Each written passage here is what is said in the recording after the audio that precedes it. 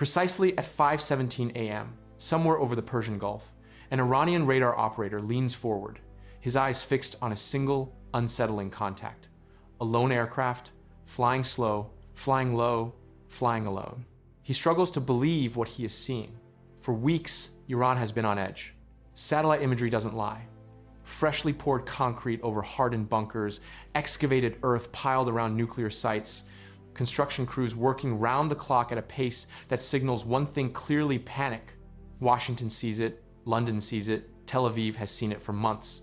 The entire world watches Iranian bulldozers working overtime, and everyone understands precisely what it means. A regime bearing its most valuable assets isn't doing so out of confidence. Scared regimes don't go quiet. History proves they lash out, manufacturing aggression to remind the world they still matter. Welcome to Strategic Horizon, where we explore the hidden dynamics of global power. Tonight, we uncover how an unseen force will redefine the rules of engagement. Tonight, Iran decides to manufacture one of those moments. Tonight, Iran decides to remind the Persian Gulf who it believes owns these waters. That decision will cost them everything, except the jets themselves. The radar return is textbook perfect. A single aircraft, no formation, no escort, no wingman anywhere on the scope. The contact drifts closer to Iranian airspace than any American pilot should be comfortable with. Slow, steady, like a pilot who made a wrong turn 20 minutes ago and still hasn't figured it out. To the Iranian radar operator, this isn't a warning, it's a gift. He stares at the screen for 3 agonizing seconds, then picks up the phone. The conversation is brief, the order unambiguous: scramble. 2 Iranian F-14 Tomcats roar out of the alert hangar, canopies dropping, engines building to full military power. Iran's Air Force has been nursing these airframes since 1979, the same year the Sony Walkman first hit store shelves. 46 years of smuggled components, 46 years of improvised repairs, 46 years of sheer determination have kept these legendary American-designed jets operational within a sanctioned nation. In its prime, the F-14 Tomcat was one of the most feared interceptors ever built, boasting long-range radar and a variable sweep wing lethal at both low speeds and supersonic pursuit. In American hands, during the Cold War, it was the gold standard of naval aviation. Iran's version, however, tells a different story. Decades of isolation have taken a measurable toll. Spare parts sourced through shadow networks, avionics, cutting edge in 1979, running on hardware that hasn't seen meaningful upgrades since. The missiles these jets carry haven't received factory maintenance in decades.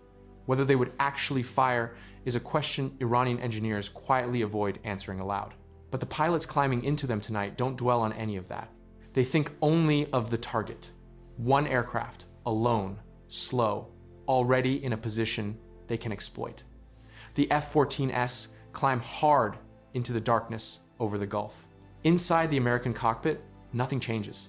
No evasion, no acceleration, no defensive maneuvering. The aircraft continues its lazy, unhurried drift. Because this drift isn't an accident, it's a meticulously crafted script.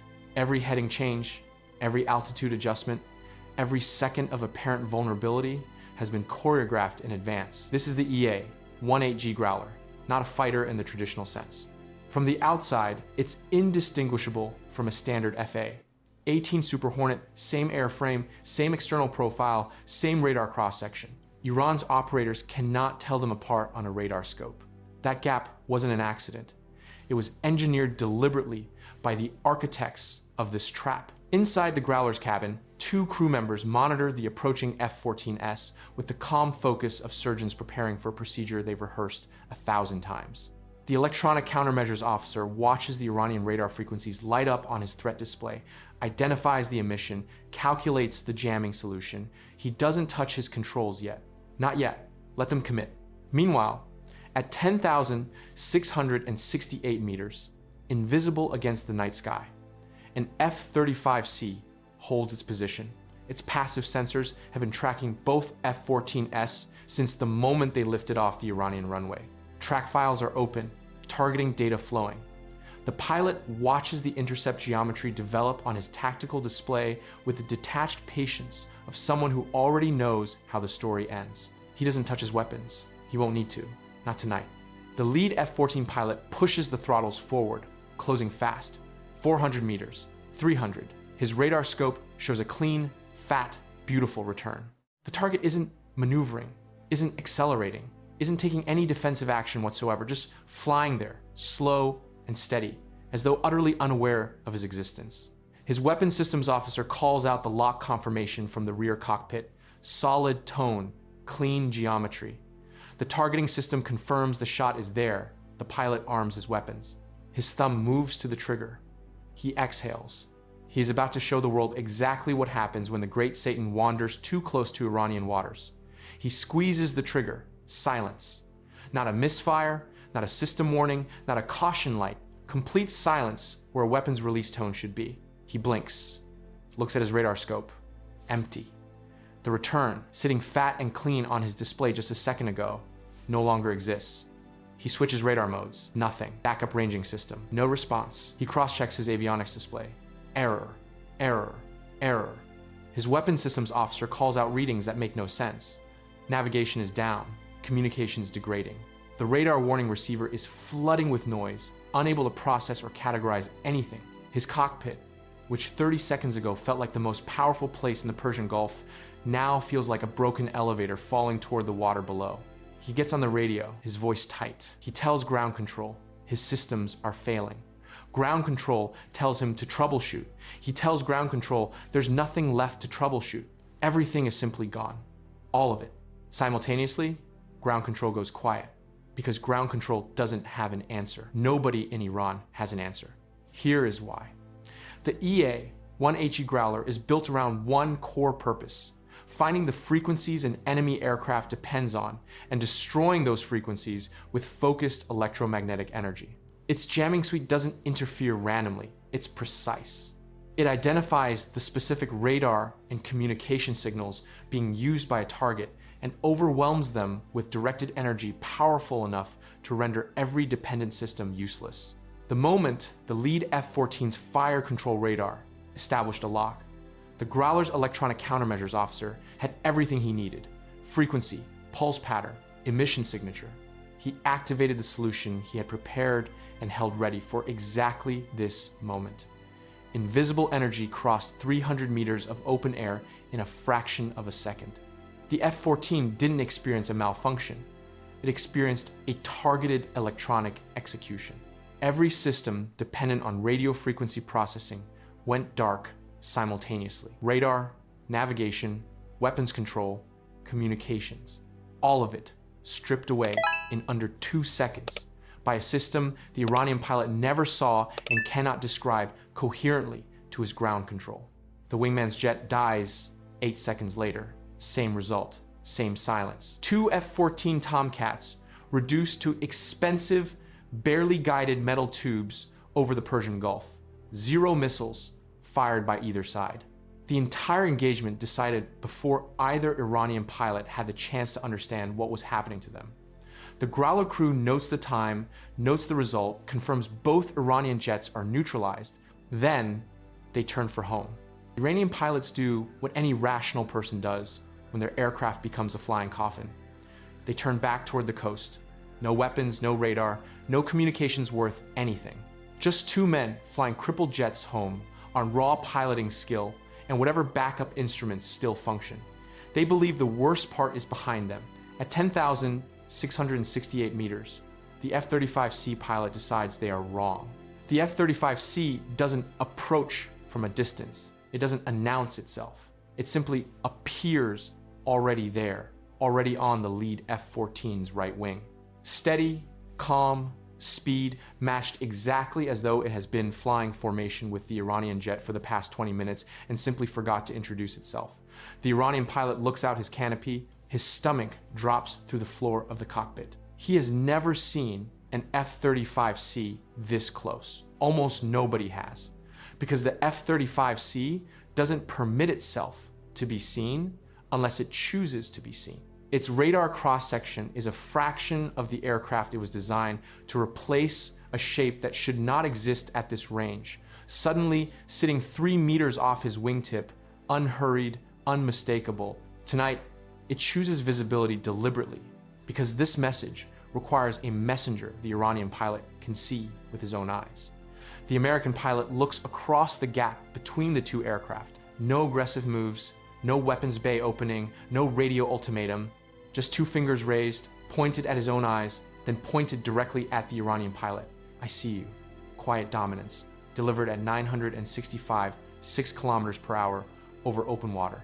The Iranian pilot turns back toward the coast, telling himself the engagement is over, focusing on flying his crippled jet home without losing control. The F-35C pilot gives him 30 seconds of that belief. Then he moves, not away, not upward. The American pilot pulls alongside the F-14, close enough that the Iranian can read the stenciling on the fuselage. Then he pushes forward a slow, deliberate, close pass beneath the Iranian jet, up the other side, back into position, unhurried, effortless. Repeating it a second time, just to confirm the message was received. Not aggressive, not threatening. Something more damaging than either of those things. Contemptuous. The Iranian pilot watches an American aircraft maneuver around him at will, while he can do nothing except maintain straight and level flight and keep his broken jet pointed toward the coast. Then, his radio crackles. He assumes it's ground control finally reaching him with updated instructions. It is not ground control. It is the USS Abraham Lincoln, transmitting on an open guard frequency the Growler has deliberately left unjammed. Not a warning, not a formal communication, music. Kenny Loggins. Danger Zone, broadcast directly onto the emergency frequency inside his cockpit at full volume. He cannot respond meaningfully. He cannot silence it. He flies the last 64, 37 kilometers to the Iranian coastline, with the Top Gun soundtrack filling his helmet. The F-35C holds position on his wing the entire way, then it banks away smoothly, without ceremony, gone as completely as if it was never there. The Iranian pilot lands. He sits in the cockpit for a long moment before he climbs out. The numbers define the outcome precisely.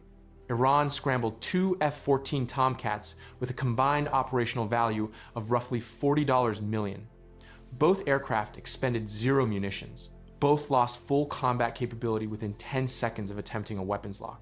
The United States expended 0 munitions, 0 additional aircraft beyond those already on scheduled patrol. Total American cost for the engagement: fuel burn and flight hours for 3 aircraft already airborne. This is effects-based electronic warfare at its highest level. The doctrine isn't about destruction, it's about demonstration. When you can reach inside an enemy's most capable interceptor and extinguish every system it carries without firing a single round, you don't need to shoot it down. You send it home. You let the pilot walk into his commander's office and try to explain what happened.